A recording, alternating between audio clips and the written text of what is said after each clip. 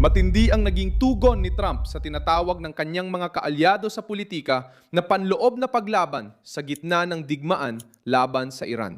Ngayong Biyernes, ika-3 ng Abril, 2026, tinanggal ni Depensa Sec Pete Hegseth si General Randy George, pinuno ng hukbong katihan ng Amerika at 2 pang matataas na opisyal sa tungkulin.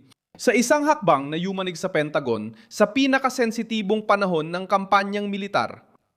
Kinumpirma ng Reuters at Associated Press na agad ang pagpapalit at walang detalyadong opisyal na paliwanag.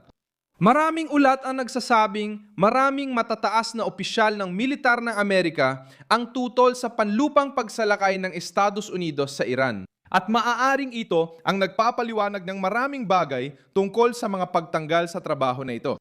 Diretso ang nangyari. Pinalitan ng White House at Pentagon ang pinakamataas na pamunuan ng hukbong katihan sa gitna ng tumitinding eskalada laban sa Tehran. Natanggal sina Randy George na may higit 1 taon pa sa termino, General David Houdini at Major General William Green. Pansamantalang pumalit si Christopher Lanev na itinuturing na mas malapit kay Hegseth at sa linyang pampulitika ni Trump.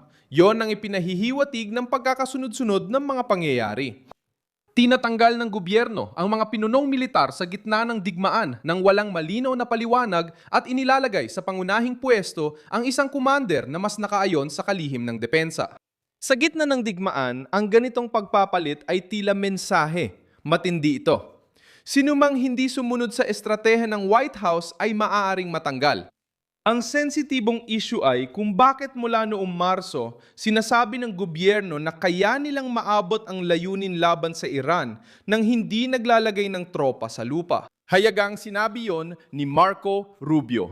Pero kasabay nito, lumaki ang presensya ng militar ng Estados Unidos sa reyon. Kabilang nga ang mga tropa ng Army at mga unit na konektado sa ika-82 Airborne Division. At kapag tumataas ang tensyon na ito, anumang pagtutol sa tuktok ng kadena ng utos ay nakikita sa lohika ng politika ng digmaan bilang kawalang katapatan sa pangunahing plano. Sa praktika, ang ipinaparating na mensahe ay may mahahalagang taong pumipigil, nag-aalinlangan o gustong magpataw ng labis na pag-iingat sa tunggalian na gustong pamunuan ni Trump laban sa. Tulad ng ipinakita niya dati, madalas parusahan ni Trump ang pag-iingat kapag tingin niya ay sagabal ito sa kanyang opensiba. Pinapalitan niya, inaalis niya, nire-reorganisa niya. Paano ito nakakaapekto sa digmaan? Nakakaapekto ito dahil ang mga pinunong militar ay hindi palamuti lamang. Silang nagtatakda kung anong posible, delikado o maaring masyadong mahal. Kapag tinanggal ang mga pangalan na ito sa gitna ng isang kampanya, hindi lang ito bagong pirma. Nagkakaroon din ng bagong klima, mas kaunting debate at preno, at mas automatikong pagsunod. Para sa mga nagmamasid mula sa labas, maaari rin itong mga hulugan na itinutulak ng digmaan ang Washington sa mas pabigla-biglang mga desisyon.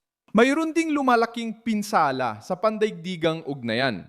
Hindi rin nagkataon na ang pagbagsak ni Randy George ay nangyari kasabay ng panibagong bugso ng mga banta ni Trump laban sa infrastruktura ng Iran. Nagkataon ba kay Trump? Hindi siya kontento sa takbo ng digmaan. Nakita niyang may mga hadlang sa kanilang hanay at nagpasya siyang alisin ang mga iyon sa itaas.